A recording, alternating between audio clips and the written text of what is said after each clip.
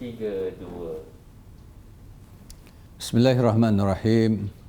Yang bahagia Datuk Jamaluddin Nasir, Group Executive Officer MARC, presenters, ladies and gentlemen, Assalamualaikum.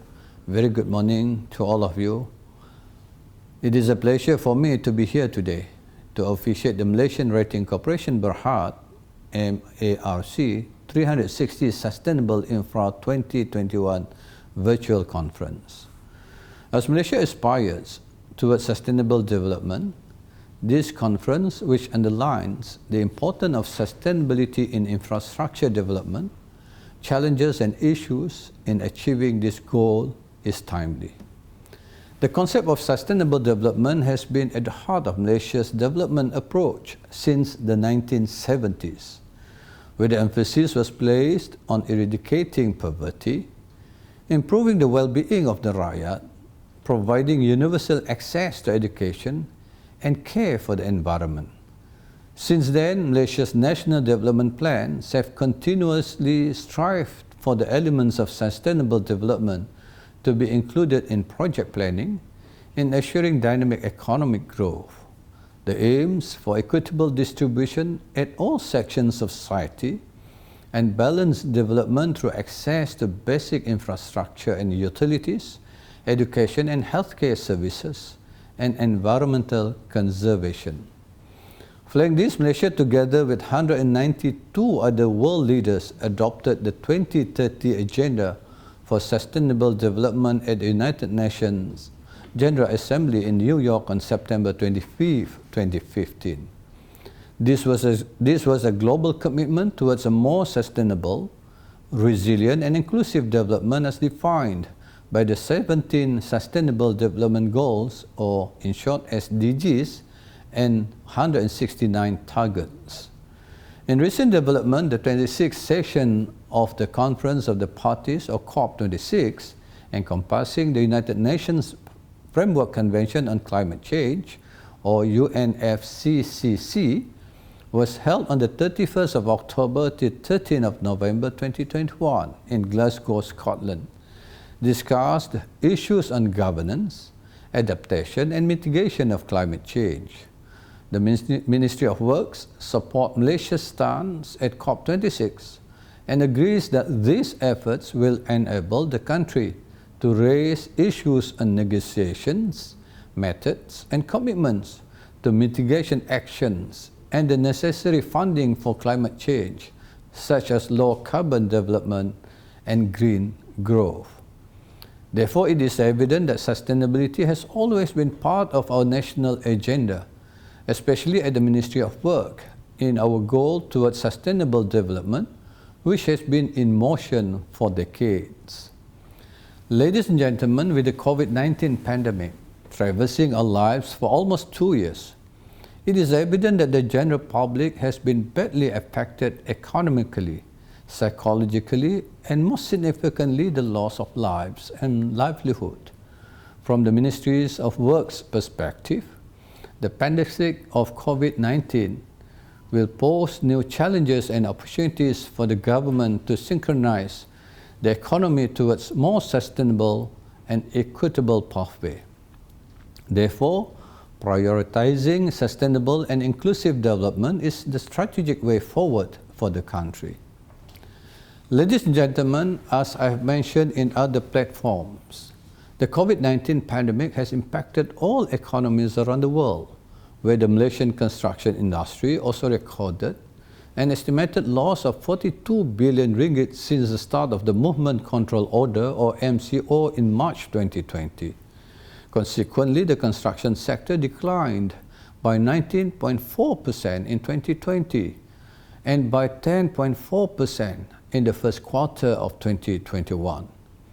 However, with the various measures and standard operating procedures, or SOPs, in place to ensure safety and curb the spread of COVID-19 at construction sites, the growth rate of the construction sector has increased significantly by 40.3% during the second quarter of this year. Based on the construction site monitoring report by CIDB dated June to October 2021, A total of 6,483 sites in operation were inspected.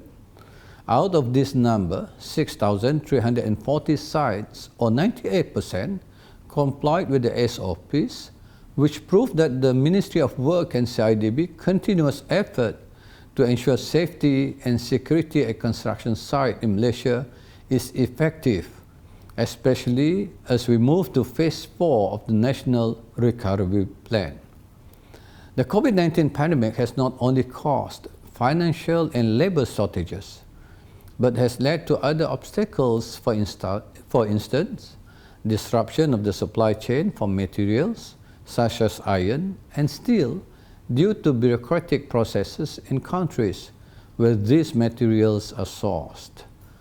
Ladies and gentlemen, the National Construction Policy, or in short NCP 2030, which was launched on the 9th of November 2021 by the Prime Minister with the theme Digitalizing Construction Sector, aims to embrace innovation based on the 9 pillars of the IR 4.0 as its guiding policy for all stakeholders in facing various challenges, including promoting sustainable construction. The element of sustainable construction is specifically deliberated in Thrust 2 of the NCP 2030, which is to embrace sustainable built environment. The Trust explains how Ministry of Work will place special attention to continuously promote sustainable development through the life cycle of the construction sector in addressing issues that includes development planning, implementation of design, green procurement, construction management method, operation and maintenance of assets, asset management, renovation and demolition, low carbon development, resilience towards natural disaster, inclusivity and efficient use of resources, and reduced construction waste. To this end, the construction sector needs to vigilantly align its approach with the Sustainable Development Goals in facing the rapid and evolving global environment. Hence, the construction sector needs to assist the government in ensuring that the country's international sustainability commitments are applied in all aspects of our national construction development. As such, to enhance the capabilities and capacities of industry players in embracing sustainable built environment, stronger collaboration between government agencies, NGOs and industry players must be put in place quickly through Ministries of Work's rigorous continuous engagements with all stakeholders. Ladies and gentlemen, sustainable infrastructure enhances the quality of life for the Rakyat, increases positive social impacts, and help protect our vital natural resources and environment. In the long term, it promotes a more effective and efficient use of financial resources, which are beneficial for investors as we adopt environmental, social, and governance, or in short, ESG imperatives in the way we operate.